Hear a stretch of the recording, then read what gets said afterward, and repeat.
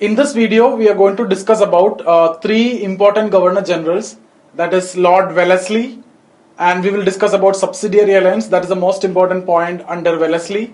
Then we will discuss about Lord Minto I, and under him the most important point that we are going to discuss is actually Charter Act of 1813. Then after that we will discuss about Lord Hastings. Now the most important point that we are going to discuss under him is actually the Third Anglo-Maratha War, which ended the institution of Peshwa, and Peshwa at that time, Bajirao II, was beaten in the war and he was sent to Vittur, which is a place near Kanpur, and he spent rest of his life in Vittur. So let's start off with Lord Wellesley. Okay, Lord Wellesley. Now his time period is 1798 to 1805. I have already told you in the previous discussion that there is no fixed tenure for Governor General. Some people will come for a few months, some people will come for few years, right? So after Lord Wellesley, Lord Cornwallis will come again for few months. Okay, so like that, there is no fixed tenure for Governor Generals. Now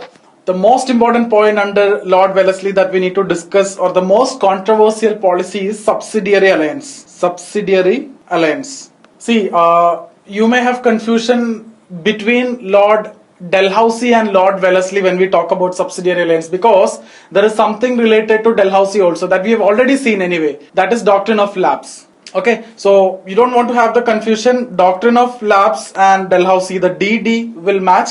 So here it is subsidiary alliance that is related to Lord Wellesley. Okay, now let's try to understand what is subsidiary alliance in detail. Now, if the question is about who introduced this policy, or who's the pioneer of this policy, or the brainchild of this policy, it is not actually Lord Wellesley. It's a French governor, Dupleix. Okay, so Dupleix in 1740s, when he rendered his army to Hyderabad. Okay, so it's basically, the concept is basically give your army to those who are in need. Okay, you are actually giving a military support to those who are in need of it. So if you are strong military base, if you have a strong military base, and if some states or some others are in need of it, you are supporting them. That's what actually subsidiary alliance. But what Lord Wellesley did is he made certain changes, he introduced some new elements, and he used it in their favor. Okay, so he made it in such a way that Britishers will get a lot of advantages out of this policy. So we will see what are the changes that Wellesley made.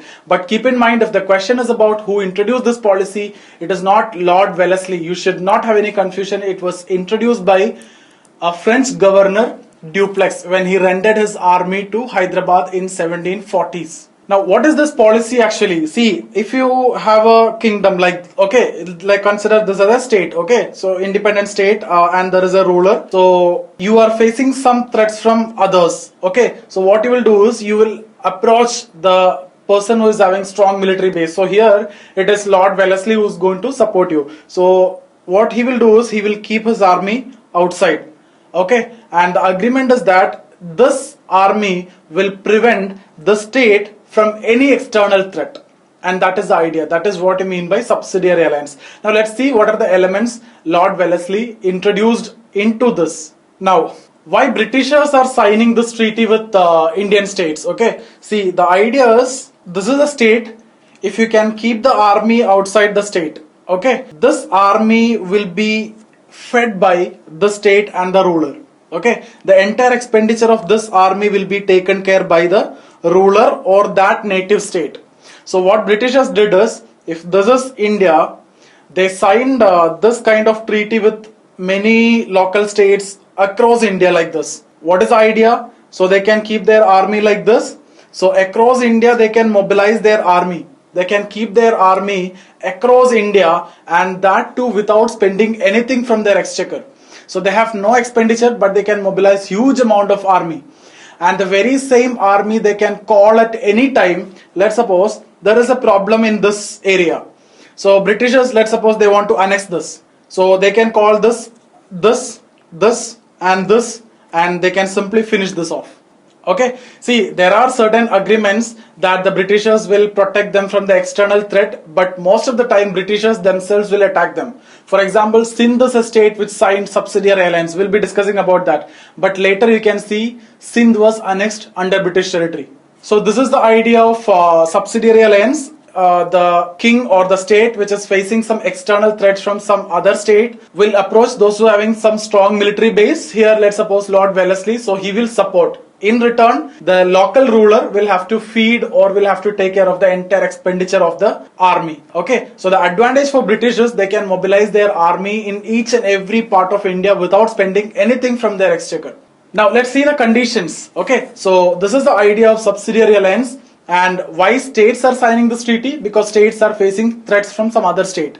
Why Britishers are signing this treaty? Because Britishers can mobilize or keep their army across India without spending anything from their exchequer. And in most of the case, the states voluntarily sign the treaty because they face some threats, or in some cases, Britishers force the state to sign this treaty.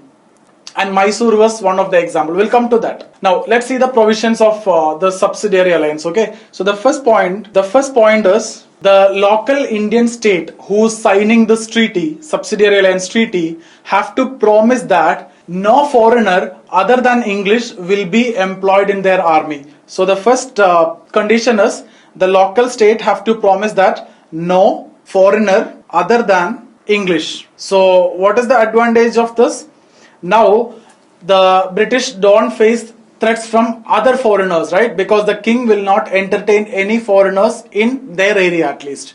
So Britishers are safe in that area now. The second point is, in case of any foreign policy like war policy or peace policy or peace treaty, etc., they will have to inform it firstly to the British. That means if you have signed the treaty of subsidiary alliance, in case of any foreign policy, you will have to inform it firstly to the British. And the word inform is very strategically used. Basically, you have to get the permission from British. And that means if you are signing this treaty, you are actually surrendering the sovereignty. You need to get permission from British in all your foreign policies. Okay, so permission, or I'll write inform all the foreign policies.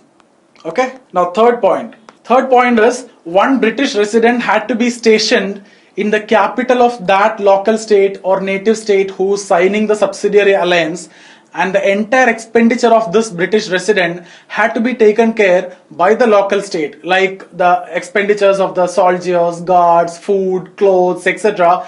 Every expenditure of this English resident had to be taken care by the local state. Okay, so one English resident had to be stationed in the capital of that local state. Now, in return, what the promised company made, that is also you need to see. In case of any external threat, the company will protect them. Okay, so company will protect them from any external threat. Okay, so that is the first promise that the company made. Then the next promise that the company made, or the fifth condition in this treaty, is company will not interfere in the internal matters of the state who is signing the subsidiary alliance treaty, which is never true. Okay, so no interference in internal matters. Okay, no interference in the internal matters of the state. So these are the 5 conditions of the treaty. You can get questions from this treaty just like this 5 conditions. They can give you statements 1, 2, 3, 4, 5, and they will ask you which among the following is correct with respect to the subsidiary alliance treaty. Okay, so the first point is no foreigner other than English will be employed in the army of the local state who is signing the treaty subsidiary alliance. Second point, in case of any foreign policy like war policy or peace treaty, they will have to inform it firstly to the British. The word inform is very strategically used. Basically, you need to get the permission from the British. Then third point, an English resident had to be stationed in the local state who is signing the treaty, and the entire expenditure of that British resident, including his soldiers, guards, food, clothes, etc., everything has to be taken care by the local state. In return, what the promise Britishers made, in case of any external threat, the Britishers will protect them. And the second point, they will not interfere in the internal matters of the state. So these are 5 points Understand this 5 points. Okay, so you will get this question in mains and very expected question in prelims also. And the most important point is, if the question is about who introduced this policy, it is not Lord Wellesley. It is a French governor, Dupleix. And what is the idea of the policy? A local state who is facing threat from other state will approach the people who is having more military base, and they will support by keeping the army outside. And in some cases, the states are allowed the army inside also.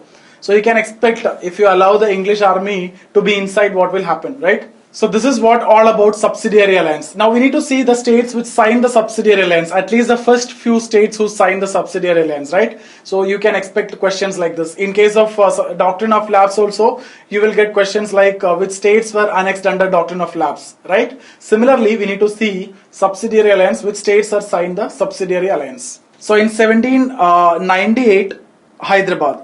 In 1799, Mysore.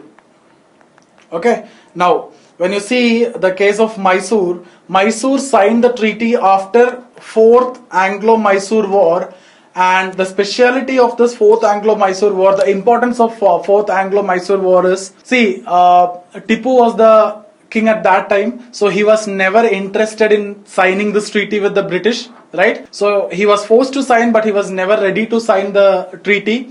You know the reason, because the second point that we have discussed, if you are signing this treaty, you are surrendering the sovereignty, and Tipu was never ready to surrender the sovereignty. Rather, he preferred to fight a battle, and he fought this battle, 4th Anglo-Mysore War. In that war, Tipu died, and after the death of Tipu, Mysore signed the treaty in 1799. So historians call this death as an honorable death than a dishonorable pact. So very important point, you can take down this point, or you can get questions in mains like this. The death of Tipu in history is understood as honorable death than a dishonorable pact. See, the moment you see this kind of question, what will happen is, you will start writing about the reasons, and you will start writing about the 4th Anglo-Mysore War, and you will focus more on Anglo-Mysore War rather than you're talking about subsidiary alliance. Basically, why it is called as honorable death than a dishonorable pact? What is a dishonorable pact I am talking about here? It is subsidiary alliance. Without signing that treaty, he thought that fighting a battle is better, and he died in that battle. That's why it is called by historians as honorable death than a dishonorable pact. So if you get a question on that, the half of the answer is basically about subsidiary alliance. You need to write why it is a dishonorable pact. You need to write those 5 points, why you are surrendering the sovereignty, and then you have to give very little importance to the war as such. You have to give more importance for the treaty. I hope this is clear. So Tipu's death in history is known as honorable death than a dishonorable pact, and after that the Mysore signed the treaty in 1799. So here I have talked about 4th Anglo-Mysore War, death of Tipu, okay, and Mysore signed the treaty. Now in 1801, Awadh signed the treaty. Now when we discuss about Awadh later also in 1856, I'll tell you Awadh was annexed under British territory. So in fact, Awadh signed the treaty. That means Britishers have to protect Awadh, right? But in 1856, you can see annexation of Awadh. That is one of the reasons for 1857 revolt. We'll discuss that. Now in 1802, Peshwa signed the treaty. 1803, Sindh signed the treaty. Sindh signed the treaty in 1803, and exactly after 40 years, in 1843, you can see Sindh was also annexed under British territory. And there is a famous statement by Charles Napier, that he's saying that we don't have any right to annex Sindh, but still we do it, and what a piece of rascality it will be. So he wrote a letter to Governor General, and in that letter he stated this. So why he is saying so? Because you have signed the treaty with Sindh, and that means you have to protect them, and you are not allowed to interfere in the internal matters also, but still you will do that, and what a piece of rascality it will be. Okay, we'll come to all those things later, but have an idea, these are the states which signed the treaty. So we just need to know the first 5. So the most important point is, if the question is about who introduced this policy or the brainchild, it is actually Lord Wellesley. In 1800, Fort William College was set up. It was important for keeping one of the railway zones in India, and it was from this place only Britishers ruled till 1911. Okay, so Fort William College was set up. Now, why it was established? See, the college was established to train the young civil servants, newly appointed civil servants, in the local languages like Hindi and Urdu. So, we have seen from 1776 onwards, a lot of translations happen. So, Indology as a branch of knowledge came, and we have seen a lot of translations, right? Jendu Code of Laws, etc. So, there were a lot of translations. So, mostly in Urdu and in Hindi. So the Persian will be translated to Urdu, and Sanskrit will be translated to simple Hindi, and the young civil servants were taught in the local languages. Okay, so that is the objective of Fort William College, to train the newly appointed civil servants in the local languages like Hindi and Urdu. Now the first principal, in fact he was the only principal of this college, was John Gilchrist. John Gilchrist. Now, why I told you he was the only principal of the college is basically because in 1802 the college was closed because of difference of opinions. Now, next is in 1805, for some months Lord Cornwallis will come. So I am not discussing about that, not that important.